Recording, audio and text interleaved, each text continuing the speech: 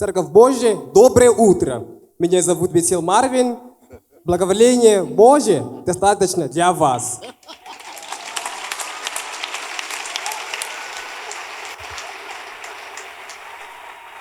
Good morning, Church of God. The grace of God is super sufficient for you. My name is Marvin Bethel.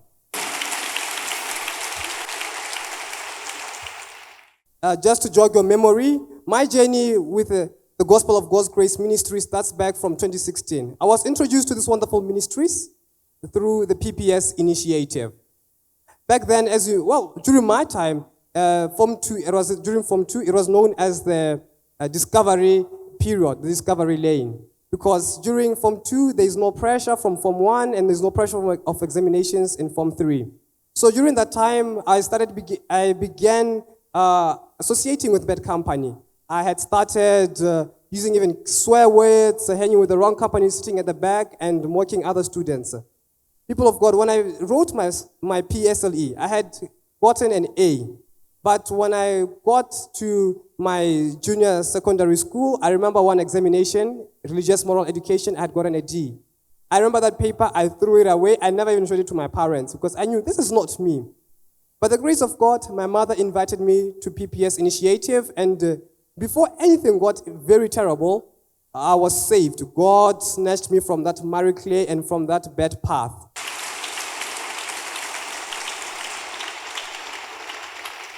I wrote my JCE examinations. I got a total of 59 points out of 61.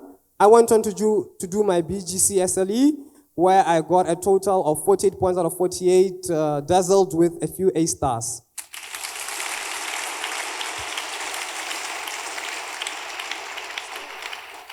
This was back in 2019. Upon accomplishing my BGCSE, I gained a scholarship to study in Russia. During that time, it was just before COVID. So when COVID struck, I did my language course online in Botswana. It was supposed to be in Russia, where I would get the full experience, interact with them, and learn more. But due to the circumstance, I had to do it online here in Botswana. Following year, I'm supposed to go. I know I'm ready. I have to go and study. It's time to now show what I had learned, put everything into action. Lo and behold, the new variant of coronavirus is found in Southern Africa, and due to that, the borders closed. I was very discouraged, and because of that, I had to take a gap year. That is an academic leave. During this time, of delay, you get to question yourself. Am I a failure? What is wrong with me? If everything my papers had been processed a bit earlier, I would have left like the others because my visa just came out, and that's when the borders closed. Had it just been just a week before, I would have went to study. And during this time is the time when the man of God invited me to church to serve in his household. And to that, I am grateful, Prophet Cedric. I am very grateful, my father.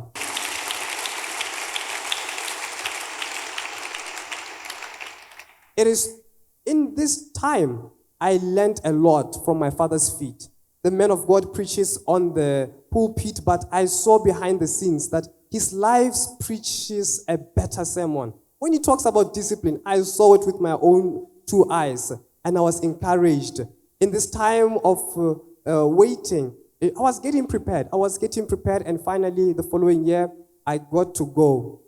I remember that day when I got into a plane, double decker. I was like, me, Marvin Bethel, plane Yamatatachanyani. I'd never gotten into one, I'd never seen one with my own naked eyes. I got into that plane, I saw a new world, a world of first class, a world of excellence.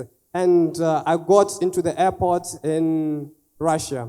And that is when everything, the reality dawned that where I am and what I'm about to face.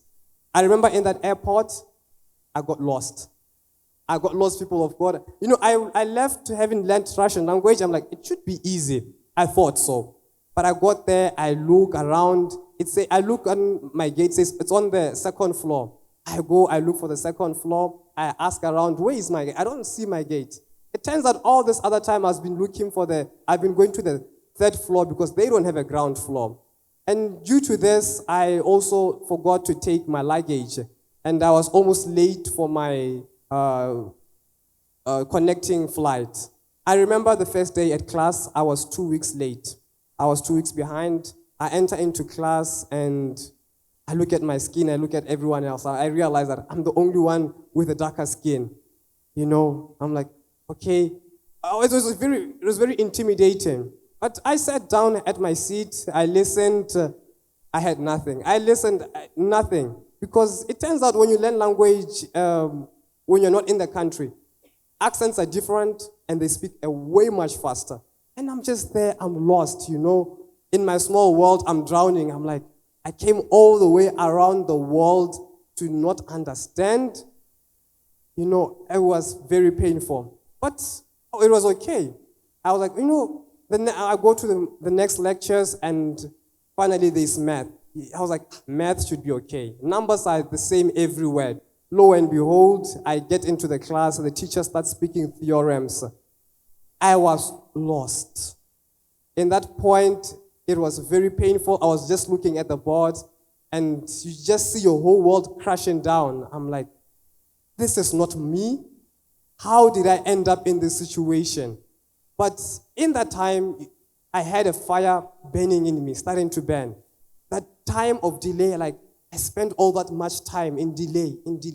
God was genuinely preparing me for something greater, you know. And it is because of my period in delay that gave me stamina. Because I learned a lot at the Prophet's feet. I learned about challenges, that challenges are meant to promote us. So I went back home and sat down and said, we have this situation. And I acknowledge that I am disadvantaged and I have to put twice the effort the ordinary student here in order to get the results that I know I can achieve, that I've been receiving through the grace of God. And in seek for solution, I sat back and I had time to meditate. I remembered the messages of the man of God. I remembered about Moses. I remembered about Joseph in particular, how he went through the dry pit, how he went through slavery. And I began to see that, challenges are indeed are meant to prepare me for something greater. I may not see that other end, but I need to persevere. I need to hold on.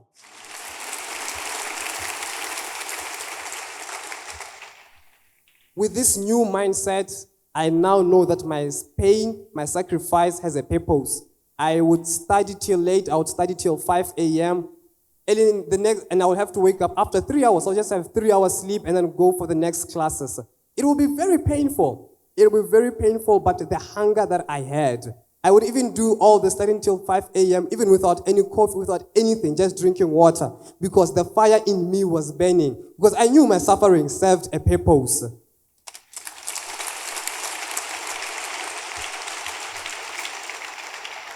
I faced a lot of friction from my peers. You know, they would tell me, you should sleep, Marvin. You know, sleep is good. You know, you should relax. Take it easy. The first year is okay. You're going to fail. You'll get threes, your GPA of 3. And at some point, I even stopped talking to my peers. I isolated myself because they would bring a lot of negative energy. Because every time they would speak, they would tell me, Marvin, you know, I went through the first year. I failed. So failure is the name of the game. Don't worry. You are new here. You'll get used to it. With time, you'll peak. And I knew that is not my testimony. That is not how my father taught me.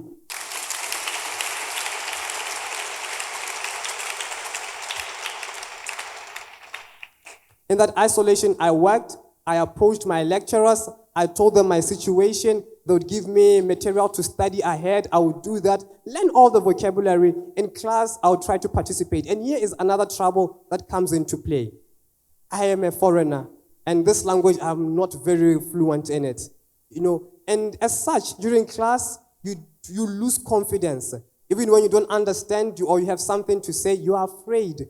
What would others say when they hear you speaking, or breaking grammatical laws, not speaking fluently? And in that, people of God, my confidence died. And it's a good thing, because confidence born of God came. The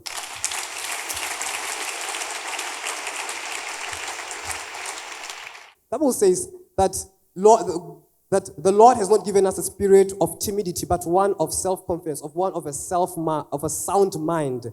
And with that, I moved on. It was difficult, and the results, they came little by little. I remember in one of the courses, when I first arrived, the lecturer was not interested in me because maybe he's a foreigner, because the game is that when they first come, they don't really know a lot, so they don't trouble foreign students a lot. So he passes by me, and I look at him, and I prophesy that this man will come to me, and he will ask for my name because of my results.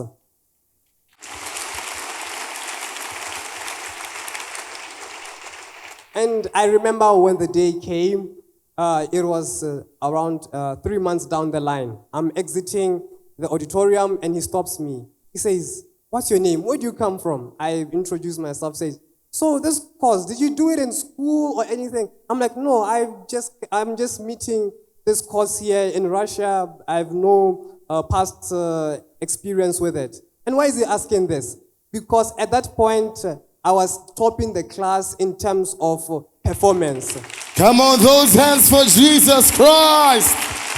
Those hands can be better for Master Jesus. People of God, this is just the first semester. And I move on. I write my examinations. During the examinations, a lot of the lecturers were surprised. They see a foreigner coming with such strength, doing well, and it was very surprising for them, just to be short. Now, moving on, I continue to move on, and the language barrier it's still there. But I still remember the preaching, because when I left, the man of God was teaching about covenant. He was saying that we need to take an action to provoke God to change our lives. That message hit home. It hit hard. And especially when he gave an example by the short man Zacchaeus who wanted to see Jesus. I saw myself as Zacchaeus. I'm short in terms of this language, but I want excellence at the end of the game. It means that I need to climb my sycamore fig tree. And that is what I did in the coming semester.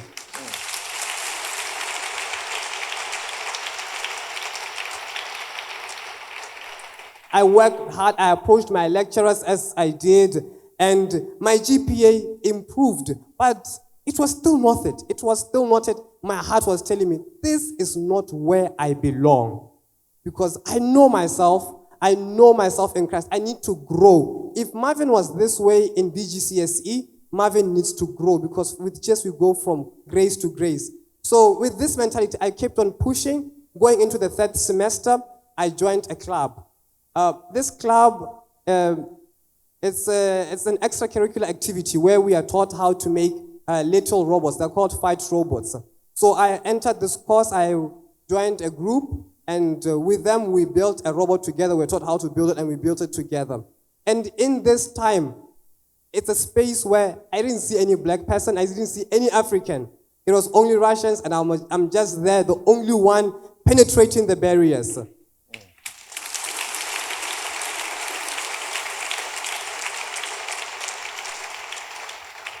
At the end, we built a robot, we competed, and in this, something still told me, it's not enough. It is not enough. Pushing with my academics, even with this club, in the following semester, I decided to build the robot on my own now. I said, I need to grow my expertise. I need to prove myself. Because earlier on, when I was with the group, it was hard to communicate some of my brilliant ideas. And you'd get self-doubt thinking, am I stupid? Am I not enough? And I had to find a way to prove myself. I went to build the robot alone. You build firstly on the computer, you do the electronics and everything.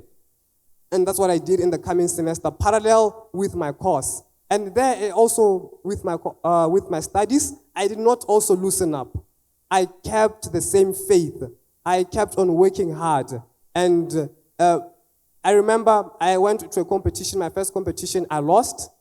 I went to the second one, and by the grace of God, I won third place, which is something unheard of.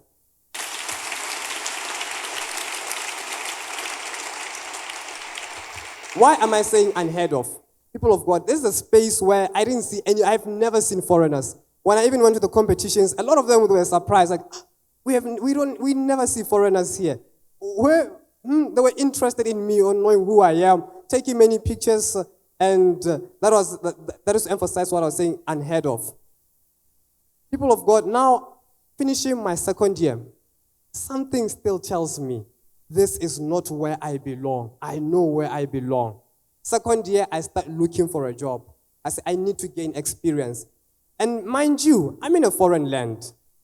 I'm not very fluent in the language. I know just enough to get by. I go look for a job, and when I begin, I said, well, I won't ask for salary. Please hire me for free. I want this for experience. I want to grow my expertise. I approached the first laboratory which in the university. They didn't get back to me. I approached another company. They replied, but I was not satisfied with the work conditions. Still, it's on the second year, the last semester of the second year. And during the examinations, I see an advert. My friend sends me an advert, says, hey, there's an internship open here. Try your luck. I went there for an interview, and this is during the examinations, people of God. I go for the interview, and by the grace of God, I passed the interview. That's the first stage. And now for the second stage. It's a harder one. I'm given a task, an engineering problem to solve, and I need to design a system to solve their problem. And mind you, I'm just emphasizing that this is during examination time, that I need to do this, multitask this with preparing for exams. And by the grace of God, I passed it. I passed the test. And immediately after I finished my examinations, I did hands down, and I went the following day to work. Come on, those hands can be better for Jesus Christ. To see that this is not on my own. My workmates there, when I get in the internship program, they tell me, we're on the second year. We tried to look for jobs. And these are Russians. We tried to look for jobs. We found nothing. We faced failure after failure. And some of them are doing their masters and saying, I'm just only getting here during my masters. And you, foreigner, you're on your second year and you already got a job and they're paying you the same amount as us. This is unheard of by the grace of God.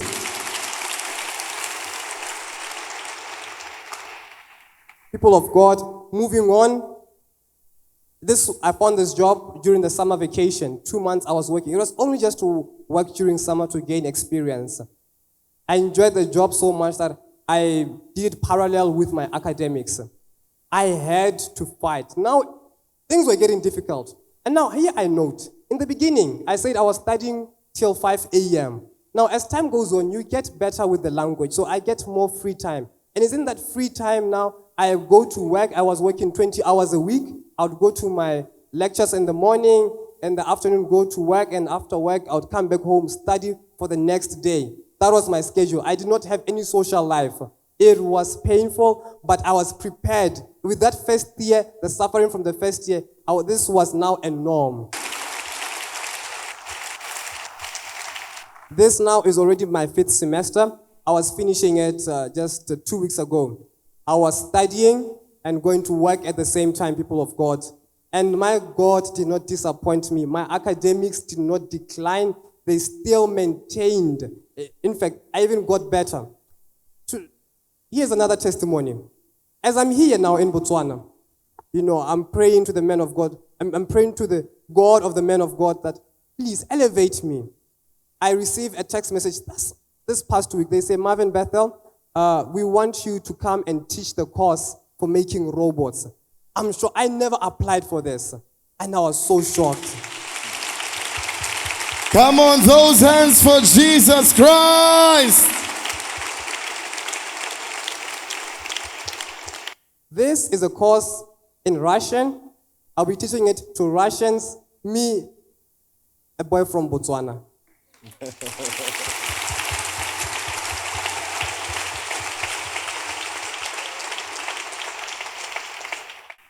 People of God, the grace of God has been super sufficient for me. And now, I would like to take you to the board to show you now what I've been talking about.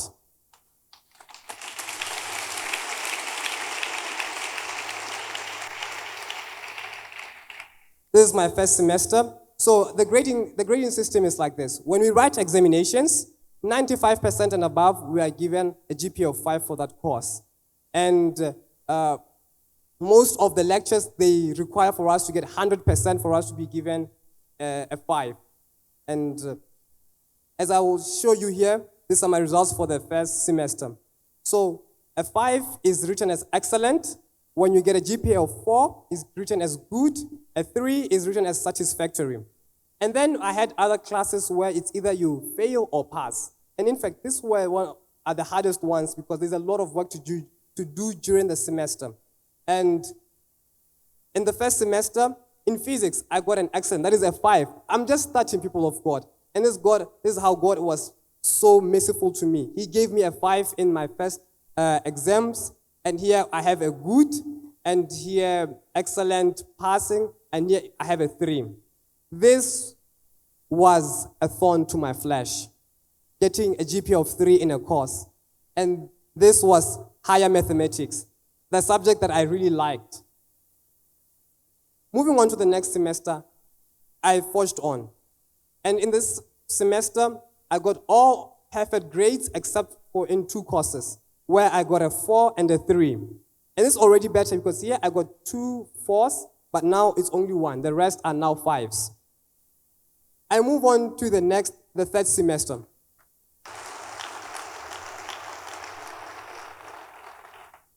I move on to the next semester. This is semester 3. It starts here now. In this semester, there is no 4, there is no 3, there is no 2. It's just only pass and excellent. That is the maximum you can get.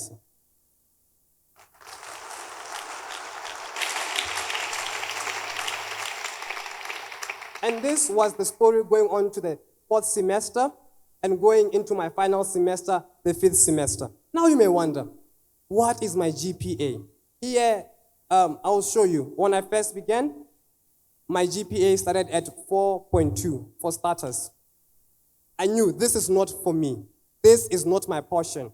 For the second semester, I got a GPA of 4.62. It's already getting better. But I knew this is not where I belong. The third semester, people of God, God did it for me. As I told you, I got perfect, and that means that I got a GPA of 5 out of 5. That is the maximum, people of God. Come on, glorify God with your hands. And we can see that the amount of 5s there is not but only 1. How many times did you score that perfect GPA? I started getting a perfect GPA from the third semester. And this is the time when I was joining the club. So I was going to this club while also my marks, I was maximizing them. The third semester I got a perfect GPA of 5 out of 5. The fourth semester, also a perfect GPA of 5 out of 5. And the fifth one,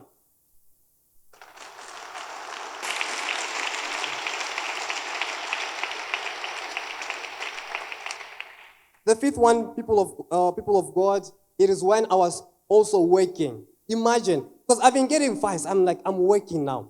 I cannot go down. Even though I'm working, this should not be an excuse for my marks to go down. That means I had to put more effort. So working part-time, 20 hours a week, and I spent 8 hours on transport. I also had my studies. I had to maintain my grades.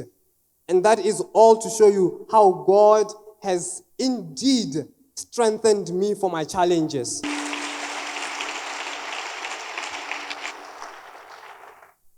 I'll show you this picture I was telling you. This was my norm. Hey, I'll be the only one, the only dark-skinned one. Hey, I'll be entering places where my kind has never really entered. So this was the club.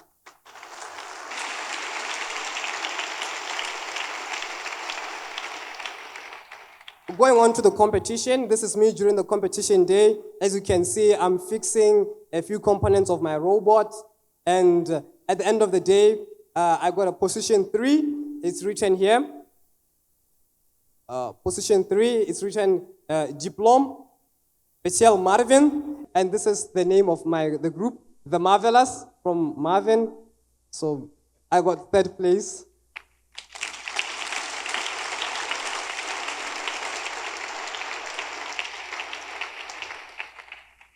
Last but not least, here I have a picture of my work contract. This one is a revised one for when I was also working, when I was also studying. During the summer, they were paying me just about around 8.5 thousand. And during school, working 20 hours, they paid me, before tax deductions, they paid me around 4,000. All to the glory of God. This isn't rubles, I'm just converting it. Come on, your hands can be better for Jesus Christ. During the time that you were in Russia, you said that when you were faced with a challenge, the man of God encouraged you and said, come close to me and be here in the church. The time that you now went to Russia, did the very support continue? What then happened? Wow, the support continued. People of God, when I was even there, the man of God was so kind enough. He shared the link to the live services so that I can fellowship with the church here. It reminded me of my roots. It says, the downfall of a man is when you forget where he comes from. So that kept me rooted. Also the glory of God.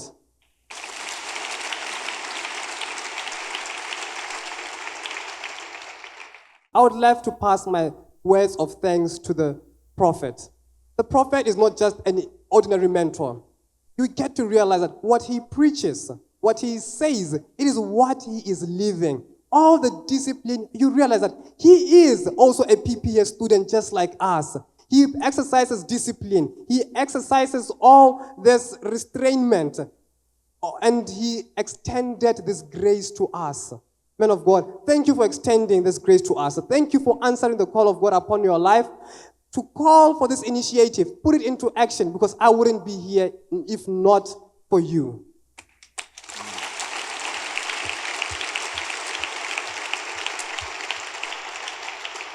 To my word of encouragement, I will talk about challenges.